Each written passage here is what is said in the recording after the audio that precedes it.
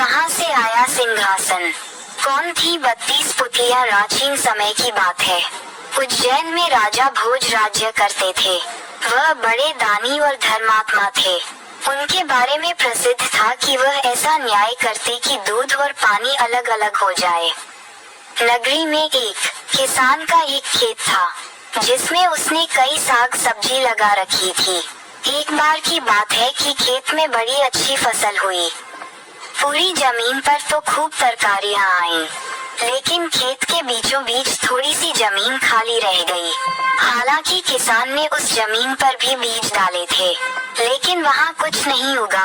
किसान ने वहां खेत की रखवाली के लिए एक मचान बना लिया।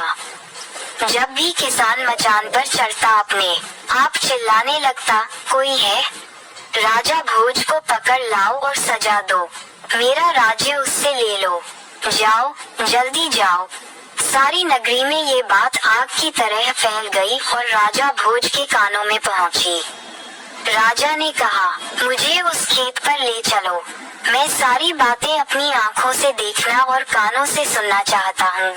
राजा भोज जब उस जगह पहुँचे तो उन्होंने भी वही देखा कि किसान मचान पर खड़ा है और कह रहा है, राजा भोज को फौरन पकड़ लाओ और मेरा राज्य उससे ले लो।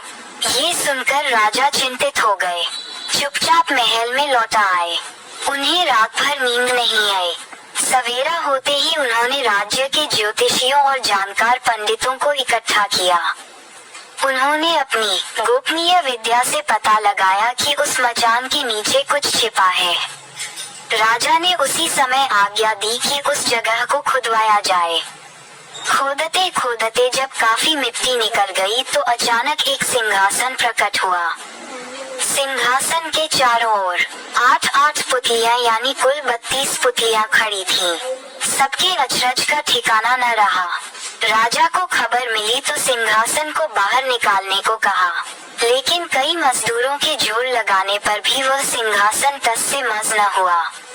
तब एक पंडित ने कहा कि यह सिंहासन देवताओं का बनाया हुआ है, अपनी जगह से तब तक नहीं हटेगा जब तक कि राजा स्वयं इसकी पूजा अर्चना न करें। राजा ने ऐसा ही किया।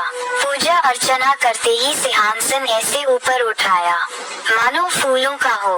राजा बड़े खुश हुए। सिंहासन में कई तरह के रत्न जड़े थे जिनकी चमक अनूठी थी। सिंहासन के चारों ओर 32 पुतलियां बनी थी। उनके हाथ में कमल का एक एक फूल था। राजा ने हुक्म दिया कि खजाने से रुपया लेकर सिंहासन दुरुस्त करवाएं। सिंहासन सुंदर होने में 5 महीने लगे। अब सिंहासन दमक उठा था। जो भी देखता देखता ही रह जाता।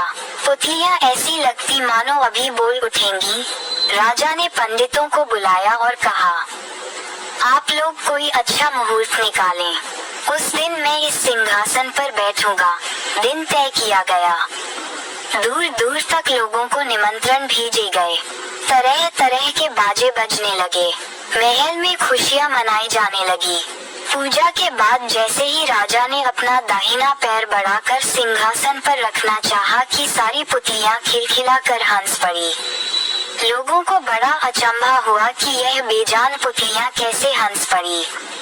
राजा ने अपना पैर खींच लिया और पुतलियों से पूछा, ओ सुंदर पुतलियों, सच सच बताओ कि तुम क्यों हंसी?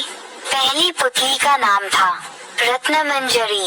राजा की बात सुनकर वह बोली, राजन, आप बड़े तेजस्वी हैं, धनी हैं, बलवान हैं, लेकिन इन सब बातों का आपको घमंड भी है।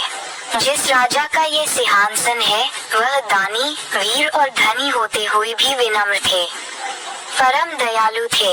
राजा बड़े नाराज हुए। पुतली ने समझाया, महाराज, ये सिंहासन परम प्रतापी और ज्ञानी राजा विक्रमादित्य का है। राजा बोले, मैं कैसे मानूं कि राजा विक्रमादित्य मुझसे ज्यादा गुणी और पराक्रमी थे? पुतली ने कहा, ठीक है, मैं तुम्हें राजा विक्रमादित्य की एक कहानी सुनाती हूँ। सिंहासन 32 की पहली पुतली रत्नमंजरी ने सुनाई एक कहानी। कृपया हमारे चैनल को लाइक करें और सब्सक्राइब करें ताकि नियमित रूप से हमारी सभी वीडियोस आप तक पहुंचती रहें। Please like, share and subscribe this channel. Thanks.